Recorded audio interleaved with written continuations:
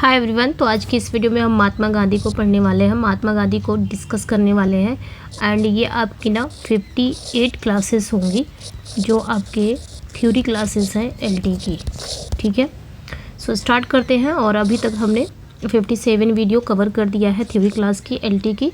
आज हम 58 देखेंगे, महात्मा गांधी को डिस्कस करने वाले हैं। ठीक है, तो इसमें जो आपके प्रोज एंड फिक्शन में कुछ राइटर रह गए हैं और आपके पोइट्री सेक्शन में कुछ राइटर रह गए हैं, तो वो मैं अब क्या सोच रही हूँ कि एक दिन में दो अगर करा दूँ तो जल्दी हो जाएगा, क्योंकि 1 मंथ ही बचे हैं आपके एग्ज़ाम में। तो 1 मंथ में काफ़ी हो जाएगा कि हम सिलेबस को कवर कर ले जाएंगे। ठीक है, तो सबसे पहले आज देखेंगे, आज जो फर्स्ट टाइम देख रहे हैं ना, तो उनके लिए मैं एक बताना चाहूँगी कि 57 क्लासेस आपकी थ्योरी क्लासेस एलटी की हो चुकी। ठीक है, तो महात्मा गांधी को पढ़ने वाले हैं। सो स्टार्ट करते हैं सेशन को। सबसे पहले हम जानेंगे महात्मा गांधी का डेट ऑफ बर्थ। इनका जन्म कब हुआ था, तो 2 अक्टूबर 1869 में इनका जन्म हुआ था, 1869 में। वाइफ की बात अगर हम करेंगे तो कस्तूरबा गांधी हैं इनकी वाइफ, जिनसे इन्होंने शादी की थी 1883 में। ठीक है, मदर की बात करेंगे तो पुतली बाई गांधी इनकी माँ का नाम है, जो कि बहुत deeply religious and discipline women थी। ठीक है, मतलब धर्म को ज़्यादा मानती थी और डिसिप्लिन थी इसमें। वो ग्रेटली इन्फ्लुएंस गांधीज वैल्यूज़, जो गांधी की वैल्यूज से ज़्यादा क्या थी, प्रभाव। ठीक है, फादर की बात करेंगे तो इनके फादर का नाम था करमचंद गांधी, जिन्हें हम काबा गांधी भी कहते हैं, ऑल्सो कॉल्ड काबा गांधी। सर्व्ड एज दीवान, ठीक है, या prime minister of Porbandar and later Rajkot. तो ये ध्यान रखना है, ये सेवा करते थे, मतलब सेवा के रूप में कार्यरत थे एज दीवान या प्राइम मिनिस्टर ऑफ पोरबंदर के, एंड बाद में ये राजकोट के भी बने। तो ये चीज़ें ध्यान रखनी है। एंड अब बात करेंगे मेजर बुक्स एंड ऑथरशिप की बात करेंगे। इनके मेजर बुक्स कौन से हैं, इनके ऑथरशिप कौन सी हैं। तो सबसे पहले हिंद स्वराज। ठीक है, जैसे कि गांधी जी की जो बात करेंगे, गांधी जी की सबसे बुनियादी सबसे इम्पोर्टेंट बुक है ये वाली हिंद स्वराज, जो कब आया था, 1909 में आया था। Gandhi's most fundamental works in which he criticises modern civilisation. It was originally written in Gujarati during his voyage from London to South Africa on the ship Kildonan Castle, and the British government later banned it for being seditious। देखिए, यहाँ पे बात करेंगे हिंदी स्वराज की। ये इनकी ना ये मेजर बुक है। ठीक है, और काफ़ी इम्पोर्टेंट बुक है इनकी। और इसमें इन्होंने ना मॉडर्न सिविलाइजेशन की आलोचना की है। मतलब मॉडर्न सिविलाइजेशन मतलब जो आधुनिक सभ्यता है, उनको इन्होंने यहाँ पे आलोचना की है, क्रिटिसाइज किया है। ख़ास बात ये है कि ये जो बुक है ना हिंद स्वराज, ये बुक ओरिजिनली ना गुजराती लैंग्वेज में लिखी गई थी। तो ये चीज़ें ध्यान रखनी है आपको। ये जो बुक है ये ओरिजिनली अगर बात करें तो ये गुजराती लैंग्वेज में लिखी गई थी। और गांधी जी ने इसे तब लिखा था जब वो किल्डोनन कैसल, ये याद रखना, गांधी जी ने इसे कब लिखा था हिंद स्वराज को, जब वो किल्डोनन कैसल नामक जहाज़ से लंदन से साउथ अफ्रीका की यात्रा कर रहे थे, उस समय इन्होंने हिंद स्वराज को लिखा था। तो ये चीज़ें ध्यान रखनी है आपने। ठीक है, नेक्स्ट वन पे आएंगे, the story of my experiment with truth. आज जो हम पढ़ने वाले हैं यही है इनकी, ये ऑटोबायोग्राफी है, the story of my experiment with truth. दूसरी बात अगर हम करेंगे, अच्छा यहाँ पे एक चीज़ और छूट रहा है, ये जो हिंद स्वराज है 1909 में आया था, याद रखना है। और इसमें मॉडर्न सिविलाइजेशन की आलोचना की गई है और ये गुजराती लैंग्वेज में लिखी गई थी। गांधी जी ने इसे कब लिखा था, जब वो किल्डोनन कैसल, ये जानते हैं, ये शिप का नाम है किल्डोनन कैसल। ठीक है, जब वो किल्डोनन कैसल नामक एक जहाज़ से लंदन से साउथ अफ्रीका की यात्रा कर रहे थे, तब उन्होंने हिंद स्वराज लिखा था। और वहाँ पे क्या हुआ था, जो ब्रिटिश गवर्नमेंट थी, ब्रिटिश गवर्नमेंट ने इसे सेडिटियस मानकर, यानी कि राजद्रोह मानकर, ठीक है, राजद्रोह मानकर इस पर बैन लगा दिया था। ये चीज़ें ध्यान रखनी है, राजद्रोह मानकर इस पर क्या लगा दिया था, बैन लगा दिया था। ओके, अब आगे देखेंगे the story of my experiment with truth. तो ये जो है ना, ये गांधी जी की ऑटोबायोग्राफी है। ठीक है, I was originally written in Gujarati and publish serially in his journal Navjivan and Mahadev Desai translate into English. तो ये चीज़ें ध्यान रखनी काफ़ी इंपॉर्टेंट है। इसी चीज़ को, ये आपके एलटी में है, इसी चीज़ को हम पढ़ने वाले हैं। कहा जा रहा है ये जो इनका the story of my experiment with truth, ये एक ऑटोबायोग्राफी है। फर्स्ट पॉइंट याद रखना, ये एक ऑटोबायोग्राफी है। दूसरा पॉइंट ये याद रखना कि ये ओरिजिनली लिखी किस में गई है, तो ये गुजराती में लिखी गई है ओरिजिनली। आमतौर पर अगर देखा जाए, ठीक है, मूल रूप से ये गुजराती में लिखी गई है। और इनकी जो मैगज़ीन थी, इनकी एक मैगज़ीन थी नवजीवन, तो नवजीवन में ये चैप्टर्स में छपी थी। ये जो इनका ऑटोबायोग्राफी है, समझ में आया? गांधी जी का एक ये पत्रिका है, मैगज़ीन है नवजीवन, ठीक है, इसी में ये चैप्टर्स में छपी थी, किस्तों में छपी थी। तो ये चीज़ें ध्यान रखनी है। ये अगला पॉइंट याद रखना है। और इसका इंग्लिश में ट्रांसलेशन किसने किया था, तो महादेव देसाई ने किया था। ये पॉइंट्स याद रखना है। The story of my experiment with truth, इसको इंग्लिश में ट्रांसलेट करने वाले महादेव देसाई थे, लेकिन ये जब इसको गांधी जी ने लिखा था तो उसको गुजराती में लिखा था। ये एक ऑटोबायोग्राफी है, अभी मैं बता रही हूँ ये कब से कब तक कवर किया गया है, ठीक है। तो ये चीज़ें आपने ध्यान रखनी है। नेक्स्ट आएंगे, Satyagraha in South Africa provides a detailed account of early struggle of Indians in South Africa and the evolution of satyagraha and it too was originally written in Gujarati. देखिए, बात अगर करेंगे सत्याग्रह की, ठीक है, दक्षिण अफ्रीका में इनका सत्याग्रह हुआ था, ठीक है, दक्षिण अफ्रीका में सत्याग्रह। इस किताब में क्या था, सत्याग्रह इन साउथ अफ्रीका, ये भी बुक ही है इनकी, ठीक है, ये भी इनकी बुक ही है। और इस बुक में दक्षिण अफ्रीका में भारतीयों की जो शुरुआती कॉन्फ्लिक्ट था और सत्याग्रह का विकास का पूरा विवरण है, ठीक है, पूरा इन्होंने दिखाया है। और ये भी बुक ना गुजराती में ही लिखी गई थी, ये भी ध्यान रखना है। नेक्स्ट पे आएंगे इन गोखले, ये जो है ना, ये my political guru Gandhi pays tribute to Gopal Krishna Gokhale whom he regarded as his political mentor. तो ये भी चीज़ ध्यान रखनी है आपने कि गोखले, ये पूरा याद रखना, इन गोखले माई पॉलिटिकल गुरु, ठीक है, ये पूरा टाइटल है इसकी, इन गोखले माई पॉलिटिकल गुरु, ठीक है। अब ये जो है ना, इन गोखले माई पॉलिटिकल गुरु, ये गांधी जी गोपाल कृष्ण गोखले को अपना पॉलिटिकल गुरु मानते थे। गांधी जी किसे, गोपाल कृष्ण गोखले को, ये पूरा नाम है, इन्हीं को ये अपना क्या मानते थे, पॉलिटिकल मेंटोर मानते थे। और ये जो बुक है इन गोखले माई पॉलिटिकल गुरु, ये भी एक बुक है, गांधी जी ने ही लिखी है। और ये जो बुक है इन्होंने गोखले जी को क्या किया है, ट्रिब्यूट किया है, ठीक है, गोखले जी को ट्रिब्यूट है। अब नाम भी है तो ये ध्यान रखना है, ट्रिब्यूट दिया है, मतलब ट्रिब्यूट देने के लिए लिखी थी ये बुक, इन गोखले माई पॉलिटिकल गुरु। तो ये चीज़ें आपने ध्यान रखनी है। नेक्स्ट पे आएंगे की टू हेल्थ, ये जो बुक है एक स्मॉल बुकलेट है written by Gandhi to explain principles of health, hygiene, nature care and simple living. तो की टू हेल्थ ये एक स्मॉल बुकलेट है, इसको भी गांधी जी ने ही लिखा था। इसमें गांधी जी ने किसके बारे में, हेल्थ के बारे में बताया है कि हेल्थ क्या होती है, एंड हाइजीन और नेचर केयर और सदा जीवन जीने के तरीके को बताया है, सिंपल लिविंग। नेक्स्ट जो आएंगे इंडियन ओपिनियन कब आया था, 1903 में आया था। ये इनका फर्स्ट न्यूज़पेपर था, किनका, गांधी जी का। तो ये जो याद रखना, ये ना यहाँ से क्वेश्चन एग्जाम में बनते हैं, ये आपने ध्यान रखना है एग्जाम में क्वेश्चन कहाँ से बनते हैं, क्या क्या चीज़ें आपने याद रखनी है। तो एग्जाम में क्वेश्चन यहाँ से पक्का क्वेश्चन बन जाएंगे। इंडियन ओपिनियन 1903, ठीक है, ये इनका फर्स्ट न्यूज़पेपर है, फर्स्ट न्यूज़पेपर था गांधी जी का, ओके,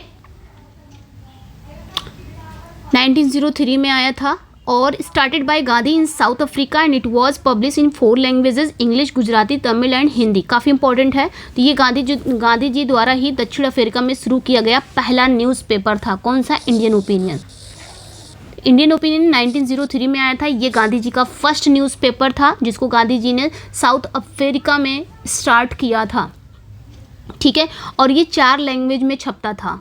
वो 4 लैंग्वेजेस में कौन सी थी, इंग्लिश में छपता था, तो गुजराती में भी, तमिल में भी एंड हिंदी में भी छपता था। तो ये याद रखना है, इंडियन ओपिनियन 4 लैंग्वेज में आता था। ये गांधी जी का फर्स्ट न्यूज़पेपर था जो उन्होंने दक्षिण अफ्रीका में शुरू किया था, 1909 में आया था। फर्स्ट याद रखना। दूसरा याद रखना, यंग इंडिया, ये भी इनका एक मैगज़ीन ही है जो 1919 में था।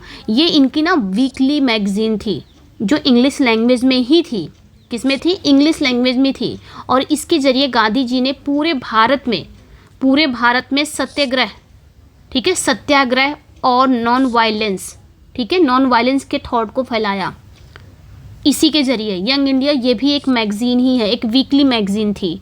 ये 1919 में आया था, 1919 में, और इसके ज़रिए इन्होंने पूरे भारत में सत्याग्रह क्या होता है, अहिंसा क्या होता है, उसके थॉट को फैलाया था इसी के ज़रिए। ठीक है। थर्ड इनका जो मैगज़ीन है ये नवजीवन, ये कब आया था, ये भी 1919 में आया था।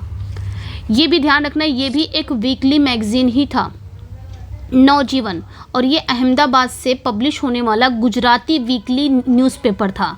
ठीक है, न्यूज़पेपर था, ये ध्यान रखना है। ठीक है, और ये कहाँ से कहाँ पब्लिश होता था, अहमदाबाद से पब्लिश होने वाला गुजराती वीकली न्यूज़पेपर था। ये एक तरह से यंग इंडिया का गुजराती रूप था। तो ये ध्यान रखना, ये 1919 में था, ये भी आया था, एक वीकली न्यूज़पेपर था ये। तीसरा जो याद रखिएगा आप, फोर्थ है ना, फोर्थ याद रखिएगा, हरिजन भी इन्होंने लिखा था, ये 1933 में आया था हरिजन, और was started by Gandhi from Yerwada jail to work for the upliftment of the untouchable Dalit, and it was accompanied by Harijan Bandhu Gujarati and Harijan Sevak Hindi. तो ये भी इम्पॉर्टेंट है, ये भी ध्यान रखना कि हरिजन, इसे गांधी जी ने, ये हरिजन को कब उन्होंने लिखा था, 1933 में लिखा था, जब गांधी जी यरवदा जेल, मतलब जब वो यरवदा जेल में थे उस समय, और उसी समय इन्होंने हरिजन लिखना, मतलब हरिजन ये जो था ना, इसको लिखना शुरू किया। ठीक है, और इसे गांधी जी ने यरवदा जेल से ही शुरू किया था। इसका लिखने का इनका पर्पज़ क्या था, जो दलित लोग हैं, जो अनटचेबल लोग हैं, उनका उत्थान करना था, अपलिफ्टमेंट, उनको उठाना था, कि ताकि उनके साथ मतलब छुआछूत वाली चीज़ें ना हो, ये सारी चीज़ें ख़त्म करनी थी, इसलिए इन्होंने ये चीज़ें लिखी। ठीक है, और इसके साथ दो और एडिशन आते हैं, दो और वर्जन आते हैं, सॉरी, इसके साथ दो और वर्जन आते हैं। एक का नाम है हरिजन बंधु, जिनको उन्होंने गुजराती में लिखा, और एक का नाम था हरिजन सेवक, जिनको उन्होंने हिंदी में लिखा, और हरिजन के साथ दो और वर्जन आते हैं। तो ये चीज़ें आपने पॉइंट्स में याद रखना है, अक्सर करके एग्जाम में ऐसे पूछे जाते हैं। देखिए यहाँ पे मैंने ले दिया है, examiner often ask student to arrange these journals chronological order. ये चारों ना जनरल्स हैं, यहाँ से स्टार्ट होगा। इंडियन ओपिनियन 1903, सबसे पहले इंडियन ओपिनियन आया है, फर्स्ट न्यूज़पेपर था इनका। उसके बाद यंग इंडिया आया था 1919 में, ये भी वीकली जर्नल्स ही था। नवजीवन, ये भी वीकली न्यूज़पेपर था। एंड हरिजन, ये भी 1933 में आया था। ये 4 है, इंडियन ओपिनियन, यंग इंडिया, नवजीवन, हरिजन। इसका क्रोनोलॉजिकल ऑर्डर आपको याद रखना है, और अक्सर एग्जाम में क्रोनोलॉजिकल ऑर्डर ही पूछा जाता है, तो आपने ये ध्यान रखना है। 1909 यंग इंडिया आपने याद रखना है। ये कब आया था, 1909 में। अगर हो सके तो इसका जो टाइमिंग है, मतलब कब आया था, डेट वगैरह वो अगर याद कर सकते हो तो याद भी कर लेना। 1903 में ये आया था। यंग इंडिया कब आया था, 1919 में। नवजीवन भी 1919 में आया था, और हरिजन 1933 में आया था। और इसके साथ एक चीज़ और ध्यान रखना, इसके साथ 2 और वर्जन आए थे। हरिजन बंधु जो किस में आया था, गुजराती, हरिजन सेवक हिंदी में आया था। तो ये पॉइंट्स अपने ध्यान रखनी है, जो पॉइंट्स यहाँ पे मैंने दिया है। ओके, अब आते हैं अब बात करते हैं कि गांधी जी सबसे ज़्यादा किससे ज़्यादा, मतलब गांधी जी का जो गांधी जी कौन से ऐसे राइटर थे, कौन से ऐसे राइटर का वर्क था जिससे गांधी जी काफ़ी प्रभावित थे। अब यहाँ पे क्वेश्चन ये कह रहा है कि किन बुक्स और किन थिंकर का प्रभाव गांधी जी पर पड़ा। तो याद रखना है, ये भी लिटरेरी इन्फ्लुएंस उनका पड़ा। तो जॉन रस्किन साहब का एक वर्क है अनटू दिस लास्ट। ठीक है, ये जॉन रस्किन साहब का एक वर्क है अनटू दिस लास्ट। ये एक magic spell on Gandhi ji. तो ये याद रखना, ये जो बुक इनकी है ना, अनटू दिस लास्ट, इस किताब का गांधी जी पर जादू जैसा असर हुआ था, और इसी से इन्फ्लुएंस्ड होकर इन्होंने इसका गुजराती में ट्रांसलेट किया, और उसे नाम क्या दिया, सूर्योदय। इसका नाम क्या इन्होंने दिया, सर्वोदय, जिसे हम द वेलफेयर ऑफ ऑल, यानी कि सबका कल्याण हो। समझ में आया। तो जॉन रस्किन से सबसे ज़्यादा ये प्रभावित थे, जॉन रस्किन के ये वाले बुक से, अनटू दिस लास्ट। और इस बुक का ना समझ लो गांधी जी पर एकदम स्पेल हो गया था, मैजिक स्पेल हो गया था, मतलब जादू जैसा असर हुआ। और इसी से ये इन्फ्लुएंस्ड होकर इन्होंने एक वर्क लिखा, मतलब इन्होंने इसका गुजराती में ये इंग्लिश में था, और इसका इन्होंने क्या किया, गुजराती में ट्रांसलेट किया। ट्रांसलेट करके टाइटल क्या दे दिया, Sarvodaya, the welfare of all. तो ये ध्यान रखना है। दूसरा, ये किससे प्रभावित थे, तो लियो टॉल्स्टॉय का the kingdom of God is with in you. ठीक है, तो इससे भी काफ़ी प्रभावित थे। ये लियो टॉल्स्टॉय की बुक थी, और इस बुक ने गांधी जी को विश्वास दिलाया कि जो नॉन वायलेंस है, ठीक है, नॉन वायलेंट जो है, इस बुक से गांधी जी इस बुक ने गांधी जी को ये विश्वास दिलाया कि नॉन वायलेंट रेजिस्टेंस यानी कि अहिंसक विरोध व्यवहारिक रूप से पॉसिबल है।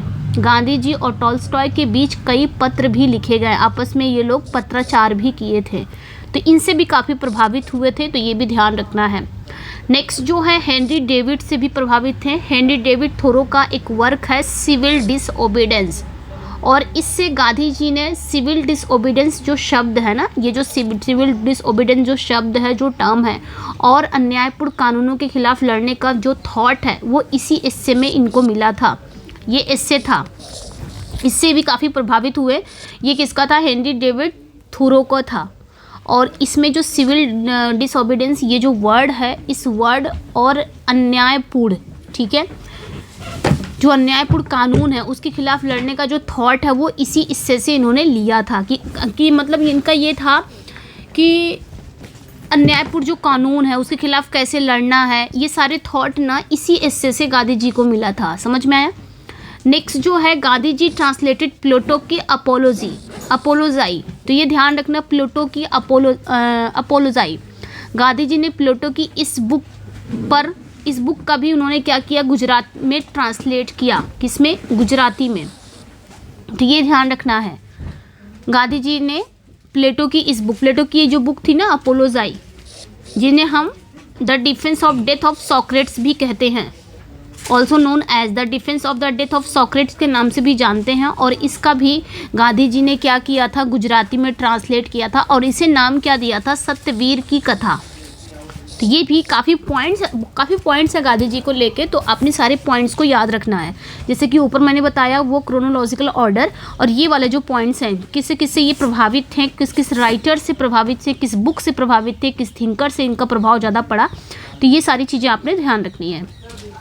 ठीक है, अब यहाँ पे एक चीज़ ध्यान रखना, गांधी जी का प्लेटो का अपोलोजाई है, जिन्हें डिफेंस ऑफ डेथ भी कहा जाता है, और ये गांधी जी ने इसको ट्रांसलेट किया था गुजराती में, और टाइटल दिया था सत्यवीर की कथा। नेक्स्ट जो है Gandhi ji refer to the Bhagavad Gita. अब हम आगे आएंगे तो ट्रांसलेशन गांधी जी ने ट्रांसलेट भी किया, और मतलब जैसे कि किस किस वर्क का उन्होंने ट्रांसलेशन भी किया था। तो जैसे भगवत गीता है, तो गांधी जी गीता को क्या कहते थे? स्पिरिचुअल डिक्शनरी कहते थे। तो ये चीज़ें ध्यान रखनी है, भगवत गीता को ये क्या कहते थे? एक स्पिरिचुअल डिक्शनरी कहते थे। इन्होंने गीता का गुजराती में ट्रांसलेट किया और कमेंट्री भी इसकी लिखी थी, तो ये भी आपने ध्यान रखना है। इन्होंने गीता का क्या किया है? गीता को इन्होंने गुजराती में ट्रांसलेट कर दिया था, और इसकी कमेंट्री भी इन्होंने ही लिखी थी, जिसका नाम क्या रखा था? जिसका नाम था the yoga of selfless action. तो ये नाम याद रखना है। नेक्स्ट जो है song celestial is Edwin Arnold English translation the Bhagavad Gita which Gandhi ji first read in London which profoundly influenced him.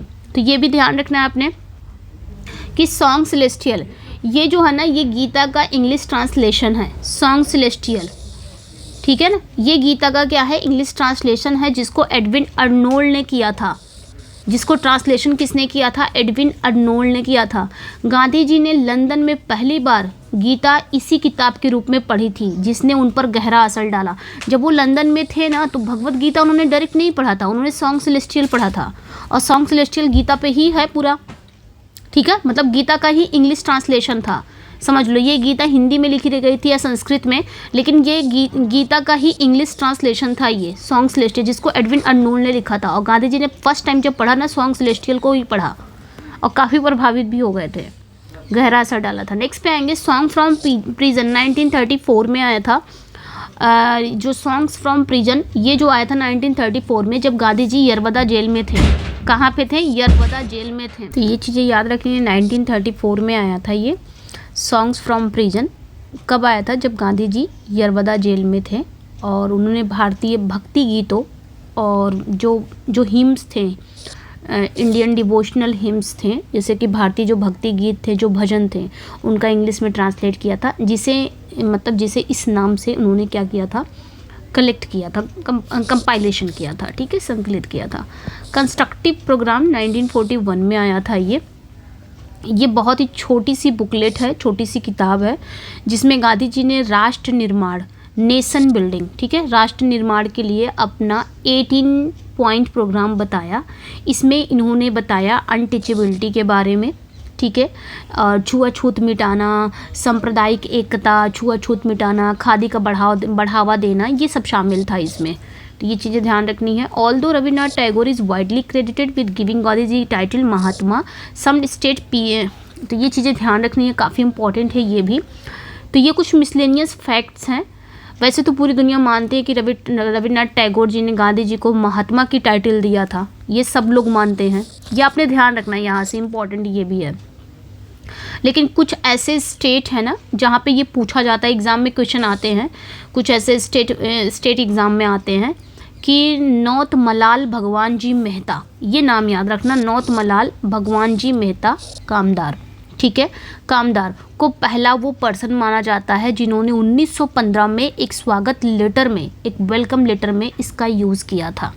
तो ये आपने ध्यान रखना है 1915 में। वैसे सभी लोग कहते हैं अगर एग्ज़ाम में कभी पूछा, ये एग्ज़ाम में पूछा जाता है, अगर पूछा जाए ऑप्शन में, अगर एग्ज़ाम में पूछा जा रहा है, जैसे कि यूपीएससी अगर अक्सर करके एग्ज़ाम में पूछा ये क्वेश्चन जाता है कि महात्मा वर्ड गांधी जी को किसने दिया था, तो ये आपने ध्यान रखना है कि अगर यूपीएससी का एग्ज़ाम है कोई तो आप वहाँ पे टैगोर ही दोगे, टैगोर ही वहाँ पे सही जवाब हो जाएंगे, ठीक है, टैगोर ही सही जवाब जाएंगे, जब तक कि ऑप्शन में केवल मेहता ना दिया हो तब तक, ठीक है। तो ये आपने ध्यान रखना है, ठीक है, तो ये चीज़ें ध्यान रखनी है। नेक्स्ट पे आएंगे, अब गांधी जी के जो पर्सनल सेक्रेटरी थे वो महादेव देसाई थे। तो ये आपने ध्यान रखना, महादेव देसाई जो थे ये गांधी जी के पर्सनल सेक्रेटरी थे और उनके राइटिंग का गुजराती से इंग्लिश में मेन ट्रांसलेशन यही करते थे, देसाई साहब ही करते थे। तो ये ध्यान रखना है, ठीक है। और लंदन गाइड की बात करेंगे, ये भी इम्पॉर्टेंट है, ध्यान रखना, बहुत कम लोग जानते हैं। गांधी जी एक अनपब्लिश्ड डॉक्यूमेंट्स लिखा था उन्होंने, गांधी जी ने एक अनपब्लिश्ड डॉक्यूमेंट्स उन्होंने लिखा था जिसका नाम था लंदन गाइड, ठीक है। ये उन भारतीय स्टूडेंट के हेल्प के लिए था जो पढ़ाई के लिए इंग्लैंड जाना चाहते थे, तो ये ध्यान रखना है। अब आ जाते हैं जो इनकी आज वर्क है इसके बारे में जान लेते हैं, ठीक है। माई एक्सपेरिमेंट विद ट्रू, एक ओवरव्यू देख लेते हैं। ये जो बुक है ना, माई एक्सपेरिमेंट विद ट्रूथ, ये जो बुक है ये गांधी जी के जीवन को अगर हम बात करेंगे तो 1869 से, ये पॉइंट्स याद रखना है, 1869 से लेकर 1921, ठीक है, 1921 तक के सफ़र को कवर करता है। ये जो इनका ऑटोबायोग्राफी है, ठीक है, तो ये याद रखना है 1869 से लेकर 1921 का जो सफ़र है, मतलब 1869 से लेकर ये जो साल है 1921 तक कवर करता है, ये जो इनका ऑटोबायोग्राफी है, ठीक है। तो ये ध्यान रखना है, ये भी ध्यान रखना है ना कि ये इनकी पूरी ऑटोबायोग्राफी नहीं है, पूरी जीवनी नहीं है, जैसे कि इसमें दांडी यात्रा, भारत छोड़ो आंदोलन, ये जैसे इवेंट्स इसमें नहीं है, ठीक है। तो ये भी ध्यान रखना, ये पूरी जीवनी नहीं है। तो the story of my experiment originally written in Gujarati as Satyana Prayogo, ठीक है, covers Mahatma Gandhi life from his birth 1869 up to the year, जैसे कि मैंने अभी बताया है कि जो स्टोरी है ये वाली मेनली अगर देखा जाए हम, तो ये चीज़ें ध्यान रखनी है कि the story of my experiment with truth ना जब लिखी गई थी तो गुजराती में लिखी गई थी, उसका टाइटल क्या था, सत्य ना प्रयोगो। ये पॉइंट्स याद रखना है आपने। और ये 1869 से लेके 1921 तक पूरे टाइम पीरियड को ये कवर करती है, ये जो आपका है, ठीक है। और अगर बात करेंगे एकदम टू द पॉइंट कहेंगे इसमें, तो इसमें मेनली अगर देखा जाए तो इसमें उन्होंने क्या क्या बताया है, आंतरिक बदलाव, नैतिक सुधार हो गया, या आध्यात्मिक सफ़र की कहानी है इसमें, ठीक है। मेनली अगर देखा जाए तो ये गुजराती में ही सत्य ना प्रयोग नाम से ही लिखी गई है, तो ये आपने ध्यान रखना है। इंट्रोडक्शन पे आएंगे हम अगर, तो इसका इंट्रोडक्शन है, इसका उद्देश्य क्या है, तो गांधी जी इसमें कहते हैं कि Gandhi explain that this work is not a western style biography but a record of his the spiritual experiments that shaped his life. His purpose is self realisation और the desire to see God face to face. For him truth is God and his life becomes a continuous series of experiment to understand this truth through non violence, ahimsa and self discipline. तो बात अगर हम करेंगे ठीक है। तो इसमें जो इंट्रोडक्शन में हम अगर देखेंगे तो गांधी जी कहते हैं कि ये पश्चिमी शैली की कोई बायोग्राफी नहीं है, यानी कि ये वेस्टर्न स्टाइल की कोई जीवनी नहीं है, कोई बायोग्राफी नहीं है।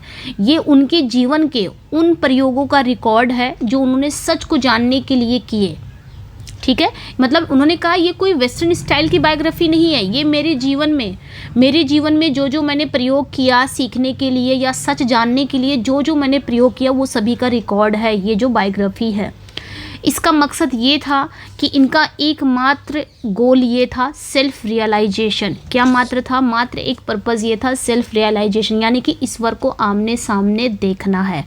ठीक है, इनके लिए जो ट्रुथ था, इनके लिए क्या था? ट्रुथ ही ईश्वर है, ट्रुथ इज़ गॉड। और अहिंसा और जो सेल्फ डिसिप्लिन, यानी कि नॉन वायलेंस, अहिंसा और सेल्फ डिसिप्लिन, ठीक है, ये दोनों था। मतलब अहिंसा और आत्मानुशासन के ज़रिए इसी ट्रुथ को पाने की कोशिश करते रहे।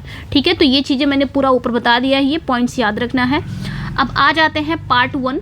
पार्ट 1 में हम देखेंगे चाइल्डहुड, मैरिज एंड लंदन के बारे में। ठीक है, पार्ट 1 में हम देखेंगे 5 पार्ट में बटा हुआ है ये इनका, ये भी ध्यान रखना कि ये 5 पार्ट में बटा हुआ है। ठीक है, 5 पार्ट्स में हम जानेंगे, ये इनकी ऑटोबायोग्राफी है जो माय एक्सपेरिमेंट, ये 5 पार्ट्स में बटी हुई है, डिवाइडेड है। तो पार्ट 1 में हम देखेंगे कि चाइल्डहुड, मैरिज एंड लंदन के बारे में। तो अगर बात करेंगे बर्थ एंड पेरेंटेज की बात करेंगे तो इनका जन्म कहाँ हुआ था? पोरबंदर, गुजरात में हुआ था। ये आपने ध्यान रखना, बाकी जन्म का मैंने ऊपर बता दिया था 2 अक्टूबर का, है ना। तो इनका जन्म पोरबंदर, गुजरात में हुआ था। इनके फादर का नाम क्या था? करमचंद गांधी, जिन्हें हम काबा भी बोलते हैं, है ना। तो करमचंद गांधी ये कौन थे? तो ये भी ध्यान रखना है, ये कौन थे, मतलब इनके पिताजी कौन थे? ये राज्य के दीवान थे। क्या थे ये राज्य के दीवान थे, मीन्स थोड़े गुस्से वाले थे। ठीक है, शॉर्ट टेम्पर्ड थे, थोड़े गुस्से वाले थे, लेकिन बहुत ही क्या थे? बहुत ही इनकरप्टेबल एंड जस्ट थे, बहुत ही न्यायप्रिय, ईमानदार इंसान थे इनके पिता।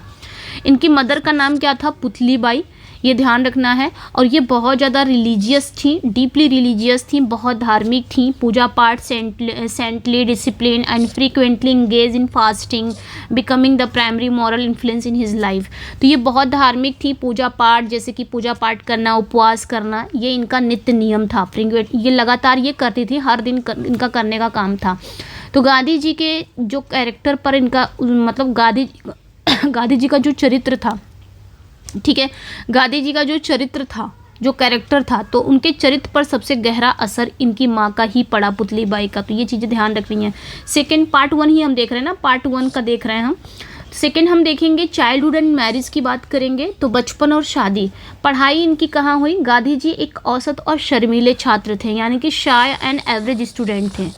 ठीक है, ये काफ़ी बहुत औसत एवरेज स्टूडेंट थे, शर्मीले छात्र थे, और इनको ना झूठ से बहुत नफरत थी। ये झूठ नहीं बोलते थे, झूठ से सख्त नफरत करते थे। एक बार क्या हुआ कि स्कूल निरीक्षण के दौरान टीचर ने इन्हें क्या कहा था? He famously refuse to copy the word cattle from a neighbour during an inspection even though his teacher encouraged him to do so. तो ये भी ध्यान रखना है, काफ़ी अच्छा पॉइंट्स है। इनको झूठ से नफरत, मतलब सख्त नफरत करते थे। एक बार क्या हुआ कि जो स्कूल का निरीक्षण के दौरान टीचर ने इन्हें अपने बगल वाले स्टूडेंट से कहा कि कॉपी कर लो केटल शब्द का, तो इनको नहीं आ रहा था। तो इन्होंने, उस टीचर ने कहा कि तुम अपने बगल से देख लो केटल शब्द को, नकल करने का इशारा किया, लेकिन इन्होंने, गांधी जी ने मना कर दिया कि मैं नहीं करूँगा इस तरह का, मतलब नकल करने के लिए। तो ये ध्यान रखना है। इनकी शादी हो गई मात्र 13 साल की उम्र में, किसके साथ? कस्तूरबा गांधी के साथ। कस्तूरबा के साथ इनकी शादी हो गई 13 साल की उम्र में। उस समय गांधी जी की एज कितनी थी? 13 साल के थे, और 13 साल की उम्र में ही इनकी शादी कस्तूरबा से हो गई। ठीक है, ये मानते हैं कि बाल विवाह गलत है, हालांकि ये मानते थे कि बाल विवाह क्या है, चाइल्ड मैरिज जो है वो गलत है। और ये काफ़ी, जब इनकी शादी हुई ना, ये काफ़ी शक्की और ईर्ष्यालु, मतलब बहुत ज़्यादा जेलस हस्बैंड थे, और अपनी पत्नी पर हुक्म चलाने की कोशिश करते थे, जो इनकी ना समझी भी थी। तो ये ध्यान रखना है, काफ़ी इम्पॉर्टेंट है ये। अगला पॉइंट्स हम अगर देखेंगे तो अगले पॉइंट्स में है मांस खाने का प्रयोग। ठीक है, मीट ईटिंग एक्सपेरिमेंट भी इन्होंने किया। इनके जो दोस्त थे, इनके दोस्त का नाम है शेख मेहताब। ये ध्यान रखना, शेख मेहताब जो थे ना, इनके दोस्त का नाम था शेख मेहताब ने इन्हें क्या किया? भड़काया। कि अंग्रेज बहुत ताकतवर हैं क्योंकि वो मांस खाते हैं। तो गांधी जी इनको कह रहे थे कि तुम भी अगर ताकतवर बनना चाहते हो, अंग्रेज़ों से लड़ना चाहते हो या अंग्रेज़ों से भिड़ना चाहते हो, तो भाई मांस खाया करो, क्योंकि अंग्रेज़ भी वही खाते हैं। तो गांधी जी भी इनकी शेख मेहताब की बातों में आ गए और उन्होंने भी छुपकर बकरी का मांस खा लिया था। ठीक है, सीक्रेटली ईट टू मीट। ठीक है, तो ये ध्यान रखना, ईट गोट मीट, बकरी का मांस खा लिया। लेकिन जिस दिन इन्होंने खाया उस रात में, मतलब उसी रात ये सपना देखते हैं कि बकरी उनके पेट में रो रही है। तो मतलब अपने पेरेंट्स से झूठ बोलने के डर से उन्होंने ये चीज़ें भी छोड़ दी कि आखिरकार मेरे माता, इनकी माँ तो जानते हो बहुत ज़्यादा रिलीजियस थी और इनके माँ का भी गहरा असर था इन पर। तो ये था कि भाई माँ बाप से झूठ बोलना पड़ेगा, पूछेंगे, तो इससे अच्छा कि मैं छोड़ दूँ ये चीज़ें। और झूठ से ये सख्त नफरत करते थे, तो ये चीज़ें भी ध्यान रखनी है आपने। फिर क्या होता है, a key moment occurs when he steals gold from his brother armlet to pay a date.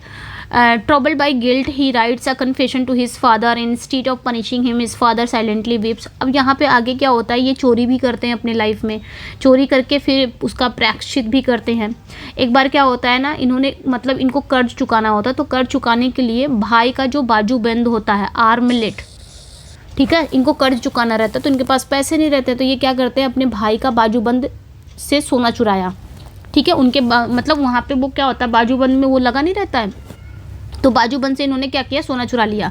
बाद में उन्हें बहुत पछतावा भी हुआ और उन्होंने अपने फादर को एक लेटर लिखकर सारा सच बता दिया। तो उनके फादर जो थे वो मारे नहीं इनको, ये सब जान के, बल्कि उनकी आंखों में आंसू आ गया। ठीक है, आंसू निकले। और इसी घटना ने गांधी जी का अहिंसा यानी कि प्यार की ताकत का पहला पाठ पढ़ाया था। तो लव एंड नॉन वायलेंस क्या होता है, प्यार क्या होता है, कुछ चीज़ें नॉन वायलेंस, अहिंसा करके भी पाया जाती है। तो यहीं से, इस घटना से इनके दिल में समझ लो एक लेसन, इनके दिल मतलब एक लेसन, एक पाठ इन्होंने पढ़ा कि बिना मारे, जैसे उनके पिता ने मारा नहीं बल्कि रोने लगे। इनको ये उम्मीद थी कि मेरे पिताजी मारेंगे, बट मारे नहीं। तो इनको यहीं से अहिंसा यानी कि प्यार की ताकत का पहला पाठ पढ़ाया। अब आ जाते हैं the wow and departure of England, प्रतिज्ञा लंदन जाना। इन्होंने कुछ शपथ भी लिया, लंदन भी गए ये। तो आफ्टर हिज फादर डेथ, अपने पिता के डेथ के बाद एक दोस्त ने क्या किया था, फैमिली फ्रेंड सजेस्ट, एक दोस्त ने सलाह दी कि वकालत पढ़ने लंदन जाओ। ठीक है, पिता की डेथ हो गई, अब एक दोस्त ने इनको सलाह दिया कि वकालत अगर तुम्हें पढ़ना है तो तुम्हें लंदन जाना पड़ेगा। लेकिन माँ को डर था, माँ को डर ये था कि वहाँ जाकर कहीं ये अपना धर्म भ्रष्ट ना हो जाए। अब जैसे बाहर रहेगा, कैसे दोस्त मिलेंगे, कैसा माहौल मिलेगा, क्या होगा, कहीं ये जो अभी मैंने जो मेरा जो इन्फ्लुएंस है मेरे बच्चे पे, ये न मांस खाता है न झूठ बोलता, तो कहीं ये बाहर जाके कहीं इसका धर्म न भ्रष्ट हो जाए, ये माँ को बहुत ज़्यादा चिंता थी। ठीक है, तब गांधी जी ने, अब यहाँ पे क्या होता है, that he abandon his culture, so Gandhi ji takes a solemn vow before the Jain monk Becharji Swami to abstain from wine, women and meat. तो ये चीज़ें पॉइंट्स याद रखनी है आपने। फिर क्या होता, अपनी माँ को मनाना तो है भाई, अब जाना है बाहर पढ़ने के लिए तो माँ को तो मनाना ही पड़ेगा। फिर इन्होंने ये क्या करते हैं, गांधी जी जाके एक जैन साधु बेचरजी स्वामी को ले आते हैं और उनके सामने कसम खाते हैं कि शराब से दूर रहूँगा, औरत से दूर रहूँगा और मीट से दूर रहूँगा, मांस से। ठीक है, फिर उसके बाद इनको इजाज़त मिल जाती है समुद्र पार करके। ठीक है, he is excommunicated by his caste for crossing the black water at his still depart to England in 1888। समुद्र पार करने के कारण इनकी जाति ने इन्हें बाहर निकाल दिया था। ठीक है, तो ये भी ध्यान रखना, काफ़ी इंपॉर्टेंट पॉइंट्स है कि समुद्र पार करके जाना था, तो समुद्र पार करने के कारण इनकी जाति ने इन्हें बाहर निकाल दिया। फिर भी ये 1888 में लंदन चले गए। तो ये पॉइंट्स अपने ध्यान रखना। अब फोर्थ में आ जाएंगे हम, एक्सपेरिमेंट इन इंग्लैंड। ठीक है, फिर लंदन में इन्होंने काफ़ी, जब ये लंदन पहुंच गए ना, तो लंदन में इन्होंने काफ़ी प्रयोग भी किया। Initially trying to become an English gentleman. ठीक है, लंदन ये पहुंच गए और अंग्रेज बनने की कोशिश करने लगे कि अंग्रेज कैसे रहते हैं उनकी तरह मैं भी बनना कोशिश करूंगा, है ना। तो शुरू में इन्होंने सूट पहने, शुरू में इन्होंने क्या किया, सूट्स पहना, डांसिंग लेसन से violin classes before realising the futility of this pursuit and redirecting his focus toward studies. तो शुरू में इन्होंने सूट पहने, डांस किया, वायलिन सीखा ताकि वो इंग्लिश जेंटलमैन बन सके। लेकिन जल्द ही इन्हें लगा कि ये सब बेकार है, उन्होंने पूरा ध्यान अपनी पढ़ाई पर लगा दिया। फिर क्या होता है, his struggle with food leads him to vegetarian restaurant where he discover Henry Salt plea for vegetarianism, what began as a vow to his father becomes an intellectual commitment. फिर क्या होता है, शाकाहारी, खाने में इनको काफ़ी दिक्कत होती थी, चूँकि ये वेजिटेरियन थे, अब ये बाहर थे तो इनको खाने में काफ़ी दिक्कत होती थी, लेकिन एट द एंड क्या होता है कि फिर उन्हें एक शाकाहारी रेस्टोरेंट मिल ही जाता है, एक रेस्टोरेंट मिल जाता है जो कि शाकाहारी रहता है। वहाँ उन्होंने हेनरी सॉल्ट की, वहाँ वो बैठ के खाना वाना खाते थे, फिर वहाँ उन्होंने हेनरी सॉल्ट की एक बुक प्ली फॉर वेजिटेरियनिज्म पढ़ी। अब वो माँ की कसम की वजह से नहीं बल्कि अपनी समझ से शाकाहारी बन गए यहीं पे ही। तो इन्होंने ये हेनरी सॉल्ट की एक बुक पढ़ी जो प्ली फॉर वेजिटेरियनिज्म था।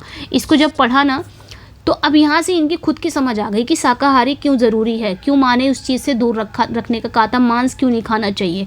ये अपनी समझ से पूरी तरह से ये क्या बन गए, शाकाहारी बन गए। तो ये चीज़ें ध्यान रखनी है आपने। फिर उसके बाद क्या होता है, during this period he read the Bhagavad Gita for the first time through Edwin Arnold, English translation the song celestial and regard it as his spiritual dictionary. तो ये काफ़ी इंपॉर्टेंट पॉइंट्स है, आपने ध्यान रखना है कि यहीं उन्होंने पहली बार, यहीं पे उन्होंने लंदन में ही थे जब वो, तो भगवद गीता पढ़ी पहली बार। लेकिन इन्होंने भगवद गीता हिंदी या संस्कृत में नहीं पढ़ा था, इंग्लिश में पढ़ा था। इंग्लिश में एडविन अर्नोल्ड का इंग्लिश ट्रांसलेशन था द सॉन्ग सेलेस्टियल। ये पूरी तरह ये भगवद गीता ही है लेकिन ये इंग्लिश में था और यही चीज़ें इन्होंने पढ़ी, ठीक है। और इसी को इन्होंने आध्यात्मिक डिक्शनरी, स्पिरिचुअल डिक्शनरी कहा। तो ये चीज़ें ध्यान रखनी है, भगवद गीता को इन्होंने स्पिरिचुअल डिक्शनरी कहा था।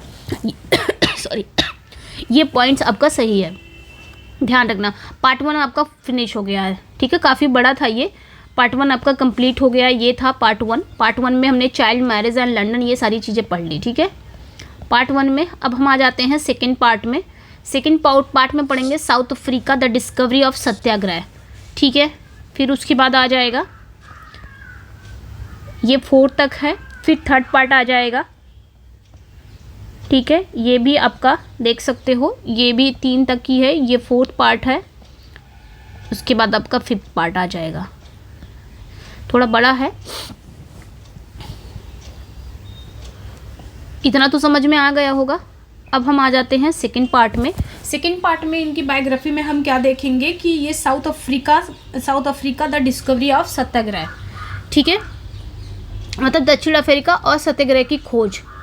अब इनकी ऑटोबायोग्राफी पढ़ रहे हैं तो हम 1869 से लेके 1921 तक पूरा थ्योरी रहेगा ना, पूरा जितना भी वो रहा, क्या बोल सकते हैं उसको, 1869 से लेके 1921 तक के ये सफ़र को कवर करती है पूरा, ठीक है। उसके बाद अब यहाँ पे पार्ट सेकंड में हम आ गए हैं। तो पार्ट सेकंड में ये क्या होता है कि भारत वापसी और असफलता, मतलब ये लंदन से वापस आ जाते हैं, return and failure in India. तो यहाँ पे क्या होता है, ये लंदन से लौट कर upon returning to India Gandhi fails to establish a successful legal practice by Bombay because of his shyness in court. He then accept a year long contract with Dada Abdullah and को इन साउथ अफ्रीका। तो ये ध्यान रखना, लंदन से लौटकर बम्बई हाई कोर्ट में वकालत इन्होंने शुरू कर दी। लंदन से आ गए थे और बम्बई हाई कोर्ट में इन्होंने अपनी वकालत शुरू कर दी, लेकिन शर्म के मारे ये कोर्ट में बोल नहीं पाए। फिर इन्हें दक्षिण अफ्रीका में कंपनी दादा अब्दुल्ला एंड को से 1 साल का कॉन्ट्रैक्ट भी मिल गया था, ये ध्यान रखना है।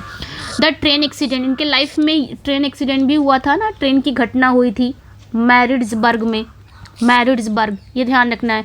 क्या होता था, while on his way to Pretoria he is thrown off a train and, ये नाम याद रखना है, ठीक है, Pietermaritzburg, despite having a valid first class ticket. This cold night at the station becomes a turning point. Instead of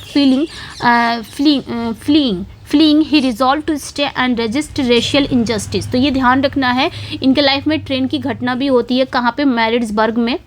तो जब ये प्रिटोरिया जा रहे थे, प्रिटोरिया जाते समय फर्स्ट क्लास का टिकट होने के बावजूद इन्हें पीटर मैरिड्सबर्ग स्टेशन के ट्रेन से, ये जो रहता है ना, ये पीटर मैरिड्सबर्ग स्टेशन है, ये स्टेशन का नाम है।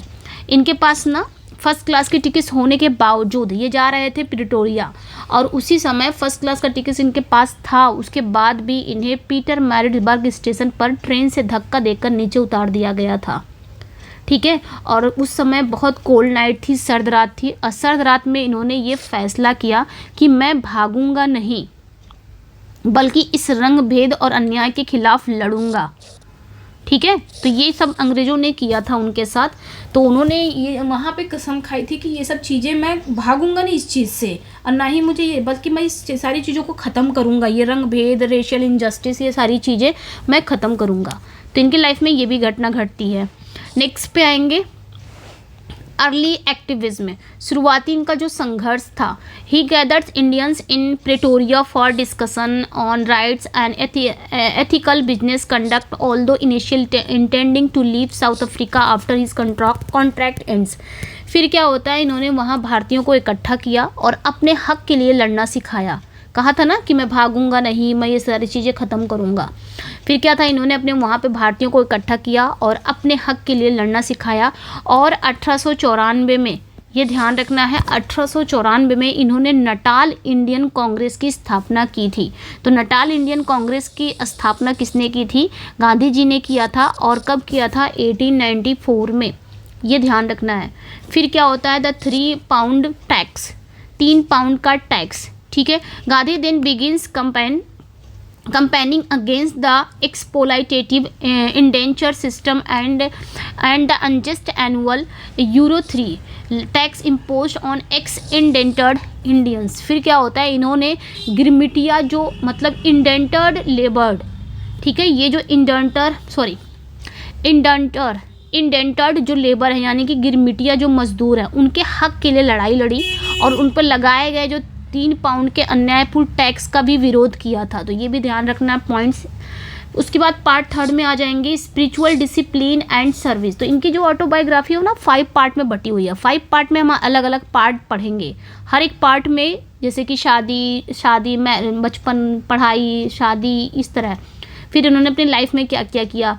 तो 5 पार्ट में पूरी तरह से बटा हुआ है। ठीक है, अब हम आ गए हैं 3rd पार्ट में, स्पिरिचुअल डिसिप्लिन एंड सर्विस। ठीक है, 3rd पार्ट में हम क्या देखेंगे? आध्यात्मिक अनुशासन और सेवा। ठीक है, तो रिटर्न टू इंडिया थोड़ा सा ब्रीफली देखेंगे। रिटर्न टू इंडिया, भारत वापसी थोड़े समय के लिए। जब ये आए थे भारत वापस ना, तो ये समर्थन जुटाने भारत आए थे, सपोर्ट। ठीक है, सपोर्ट करने की, हाँ, सपोर्ट अपनी तरफ से सपोर्ट, समर्थन जुटाने भारत आए थे। वहाँ ये 3 बड़े नेताओं से मिले। किससे मिले? तो ये ध्यान रखना है, फिरोज शाह मेहता से मिले ये थे। ठीक है, उसके बाद बाल गंगाधर तिलक से ये मिले। उसके बाद अब क्या आ जाएंगे, गोपाल कृष्ण गोखले से मिले थे। जब ये दोबारा से, मतलब जब ये भारत थोड़े समय के लिए आए थे समर्थन जुटाने के लिए, वहाँ पे इन्होंने 3 बड़े लीडर से मुलाकात की थी। फिरोज शाह मेहता जो कि किसके लिए जाने जाते हैं, home he call the organiser. ठीक है, ऑर्गेनाइजर, जैसे इनके अंदर ना हिमालय जैसी ताकत थी फिरोज शाह मेहता के। फिर बाल गंगाधर तिलक से भी मिले थे, द ओशन, ये समुद्र जैसे थे। गोपाल कृष्ण गोखले, द गंगाज। ठीक है, ये गंगा जैसे पवित्र थे। तो गांधी जी ने गोखले को अपना पॉलिटिकल गुरु माना था। ये इंपॉर्टेंट है, तो ये ध्यान रखना। गांधी जी क्वेश्चन पूछ लिया जाएगा, गांधी जी अपना पॉलिटिकल गुरु किसे मानते थे? तो कृष्ण गोखले, गोपाल कृष्ण गोखले भी याद रखोगे तब भी सही रहेगा। तो ये पॉइंट्स आपने ध्यान रखना है। नेक्स्ट पे आएंगे bore war and the ambulance crops. फिर क्या था कि 1899 में साउथ अफ्रीका में बोर वॉर के दौरान गांधी जी ने घायलों की मदद के लिए इंडियन एम्बुलेंस कॉर्प्स भी बनाया था। घायलों की मदद के लिए इंडियन एम्बुलेंस कॉर्प्स भी बनाया था। इनका मानना ये था कि अगर हमें अधिकार चाहिए तो देश के प्रति फ़र्ज भी निभाना होगा। ठीक है, उसके बाद आ जाएंगे ब्रह्मचर्य, सेलिबेसी 1906 में। तो गांधी जी ने 1906 में ब्रह्मचर्य की आजीवन प्रतिज्ञा ली थी। ठीक है, अच्छा, 1906 में इन्होंने सेलिबेसी ले लिया, ब्रह्मचर्य की जो प्रतिज्ञा है। इनका मानना ये था ना, Gandhi ji takes a life long vow of brahmacharya, concluding that total service to humanity requires freedom from family duties and sexual distraction.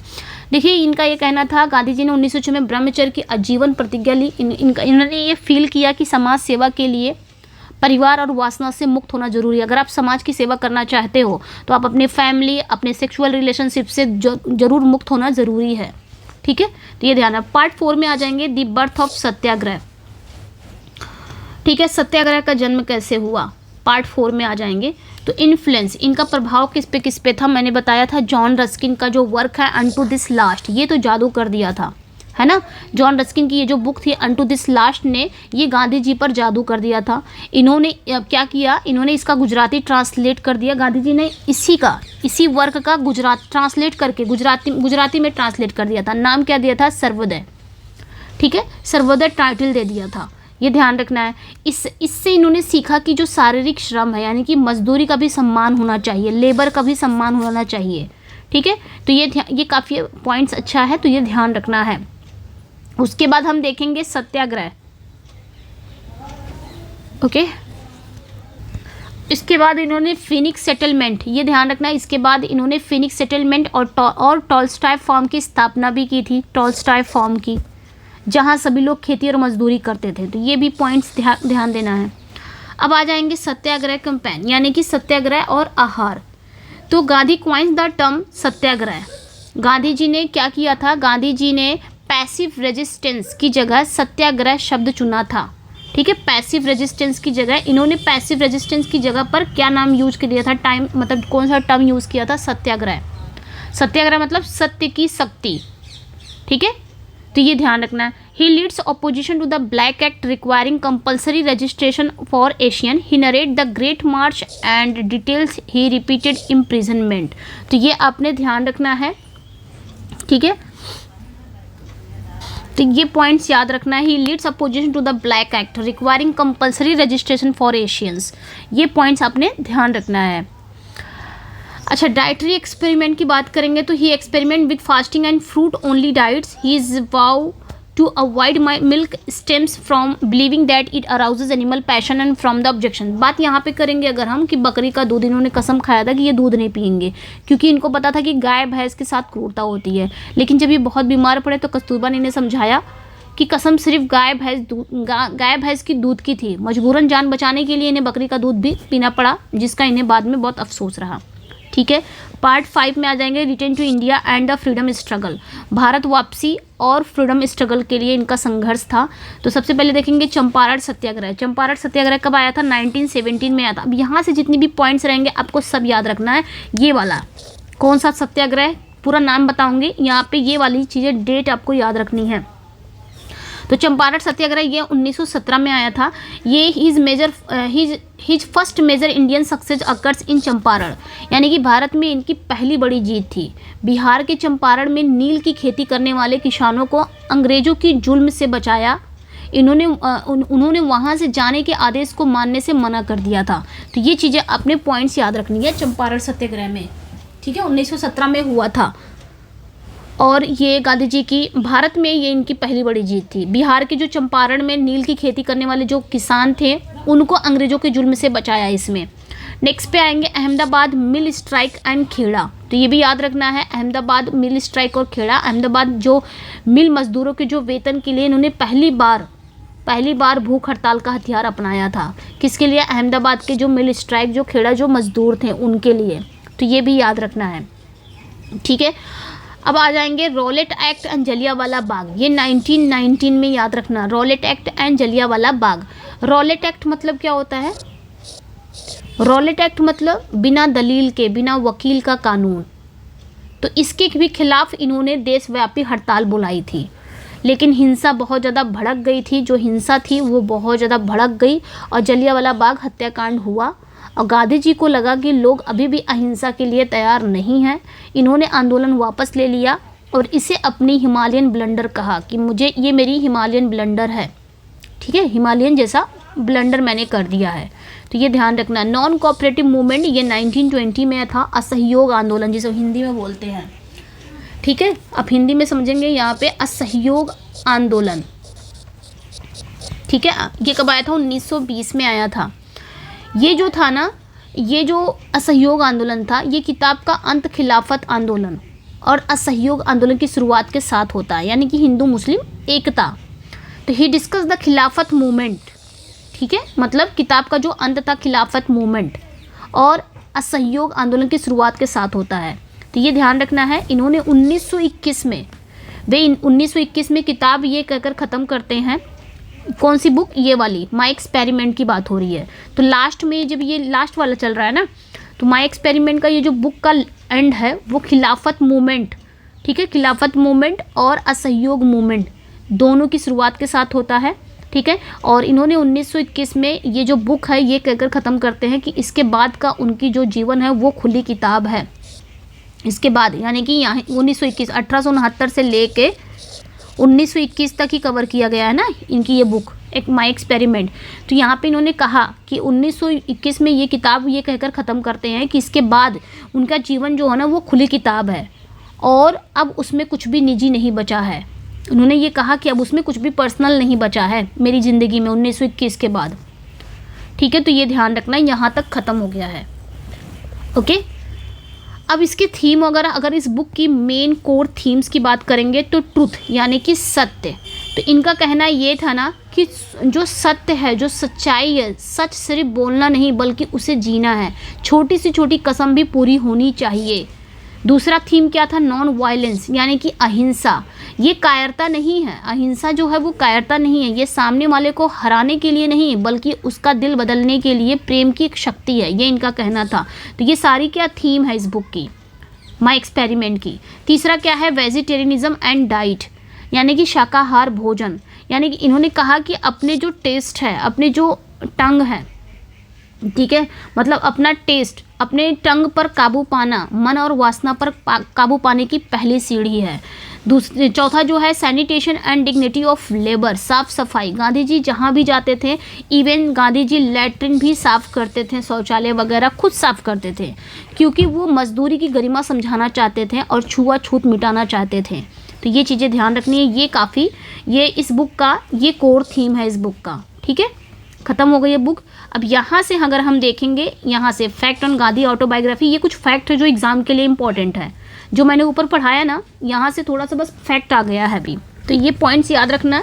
अब ये फैक्ट है हाँ उनकी ऑटोबायोग्राफी जो भी मैंने पढ़ाया था। The book was originally written in Gujarati under the title Satya na प्रयोगो। ये ध्यान रखना, इंपॉर्टेंट है, सारे पॉइंट्स इंपॉर्टेंट है, ठीक है। ये जो बुक है ना ये सबसे पहले गुजराती लैंग्वेज में लिखी गई थी और इसका असली नाम जो है ना वो सत्य न प्रयोगो है, ठीक है, जिसका मतलब क्या होता है? जिसका मतलब होता है सत्य के प्रयोग। तो ये पॉइंट्स याद रखना। दूसरा पॉइंट याद रखना कि ये जो बुक है ना ये सिंगल बुक के तौर पे लिखी गई थी सबसे पहले, but was released in serialised weekly instalment, ठीक है। ये बुक एक बार में पूरी नहीं छपी थी। It was not written as a single book. ये जो बुक है ना ये एक बार में पूरी नहीं छपी थी बल्कि हर हफ्ते ये किस्तों में आती थी, हर हफ्ते वीकली आती थी। तीसरा याद रखना पॉइंट्स आपने कि Gujarati chapter were publish in Navjivan while the English translation appeared in Young India. तो गुजराती जो चैप्टर था वो नवजीवन मैगजीन में छपते थे और इंग्लिश जो ट्रांसलेशन था वो यंग इंडिया मैगजीन में छपता था। ये पॉइंट्स भी याद रखना। चौथा पॉइंट याद रखना, ये सारे पॉइंट्स हैं, ठीक है।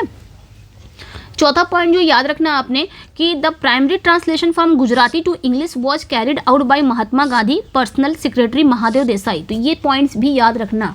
ट्रांसलेटर इसका कौन था? तो गुजराती से इंग्लिश में ट्रांसलेशन मेनली अगर देखा जाए तो गांधी जी के एक पर्सनल सेक्रेटरी थे जिनका नाम था महादेव देसाई, इन्होंने किया था इस बुक का, ठीक है। पाँचवा है the latter chapters part 5 were translated by Pyarelal Nayyar because Mahadev Desai become occupied with the Bardoli Satyagraha inquiry. तो ये पॉइंट्स बहुत इंपॉर्टेंट हो जाता है, ठीक है, कि ये जो बुक है ना, बुक का जो चैप्टर 5 है यानी कि आखिरी वाला जो हिस्सा है उसका ट्रांसलेशन किसने किया था? तो उसके ट्रांसलेशन प्यारेलाल नायर ने किया था, ठीक है, प्यारेलाल नायर ने किया था, क्योंकि उस समय महादेव देसाई जो थे वो उस समय बारदोली सत्याग्रह के जांच में बिजी थे, इसलिए ये जो इस बुक का जो चैप्टर 5 है लास्ट वाला जो हिस्सा है वो प्यारेलाल नायर ने ट्रांसलेट किया था।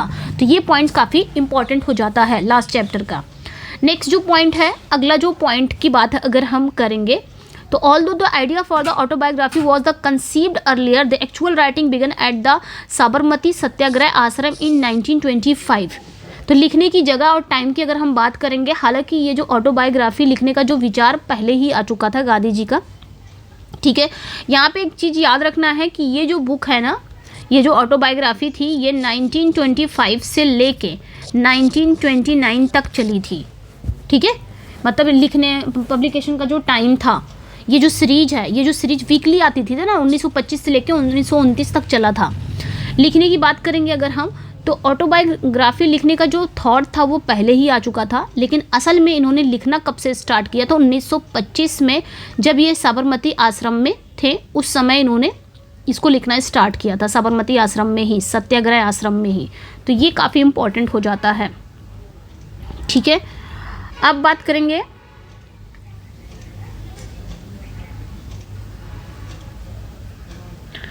अब पॉइंट्स, यहाँ पे एक और पॉइंट्स है। ठीक है, यहाँ तक याद हो गया है, यहाँ तक आपने ध्यान रखना है। फिर अगर हम इंट्रोडक्शन की बताएं तो इंट्रोडक्शन में यही बताया गया था। इंट्रोडक्शन की अगर हम बात करेंगे, इंट्रोडक्शन में ये बताया कि गांधी जी ने ये जो बुक है ना वो स्वामी आनंद के कहने पर लिखना शुरू की थी। तो ये चीज़ें याद रखनी है। ये जो बुक है उन्होंने किसके कहने पर लिखा था, तो स्वामी, तो ये वाला पॉइंट्स है। The introduction also mention that the writing was undertaken at the instance of Swami Anand. तो ये पॉइंट्स भी याद रखना कि इंट्रोडक्शन में बताया गया कि गांधी जी ने ये जो बुक है ना माय एक्सपेरिमेंट, ये स्वामी आनंद के कहने पर ही लिखनी शुरू की थी। तीसरा और याद रखना, यरवदा जेल वाला एग्जाम में पूछा जाता है, तो यरवदा जेल का क्वेश्चन अक्सर आता है एग्जाम में। तो यरवदा जेल का जो जिक्र है वो आता ही आता है। इसका कारण ये है कि गांधी जी ने अपनी जो दूसरी किताब है यानी कि जो साउथ अफ्रीका में सत्याग्रह, वो यरवदा जेल में ही लिखी थी और ऑटोबायोग्राफी का रूपरेखा भी वहीं तैयार किया था, इसलिए। तो ये पॉइंट्स याद रखना। नेक्स्ट जो पॉइंट है अपना, अगला जो नेक्स्ट पॉइंट है, autobiography covers Gandhi ji life from 1869 up to 1929। जैसे कि मैं बार बार बता रही हूँ कि ये जो ऑटोबायोग्राफी है ये गांधी जी की ये जो ऑटोबायोग्राफी है ये 1869 से लेकर 1921 तक की घटनाओं को कवर करता है, यानी कि नागपुर कांग्रेस और असहयोग आंदोलन तक। ठीक है, और इसमें ध्यान देना कि इसमें दांडी यात्रा वगैरह कुछ नहीं था, यानी कि दांडी यात्रा जैसे कि 1930 का दांडी मार्च और 1942 का भारत छोड़ो आंदोलन शामिल नहीं है इसमें। तो ये पॉइंट्स याद रखना है। 1930 में दांडी यात्रा, 1942 में भारत छोड़ो आंदोलन, ये दोनों शामिल नहीं है इसमें ऑटोबायोग्राफी में। नेक्स्ट जो पॉइंट है ध्यान देना कि किन लोगों और किताबों का असर पड़ा गांधी जी पर, तो जॉन रस्किन का, और ये ध्यान रखना 1925 से लेकर 1929 तक चला था, जैसे कि मैंने ऊपर बताया। और किन का असर पड़ा था, तो ये भी काफ़ी अच्छा पॉइंट्स है कि जॉन रस्किन की एक बुक थी, ठीक है, अनटू दिस लास्ट। ये जो बुक थी ना ये गांधी जी पर जादुई असर हुआ और इससे उनके जीवन में तुरंत बदलाव आया। गांधी जी ने इसका गुजराती ट्रांसलेशन किया, नाम क्या रखा, सर्वोदय। तो ये मैं बार बार बता दे रही हूँ, नाम क्या रखा उन्होंने, सर्वोदय रखा। मतलब इस चीज़ का इन्होंने क्या किया, गुजराती में ट्रांसलेट किया और टाइटल दिया सर्वोदय। ठीक है, ये ध्यान रखना। फिर लियो टॉल्स्टॉय का भी मैंने बताया है, लियो टॉल्स्टॉय, उनकी जो बुक थी the kingdom of God is with in you, तो गांधी जी पर बहुत गहरा छाप छोड़ा था ये भी ध्यान रखना है। ठीक है, और अगर बात करेंगे अगर हम यहाँ पे एक चीज़ ध्यान रखना, श्रीमद रायचंद।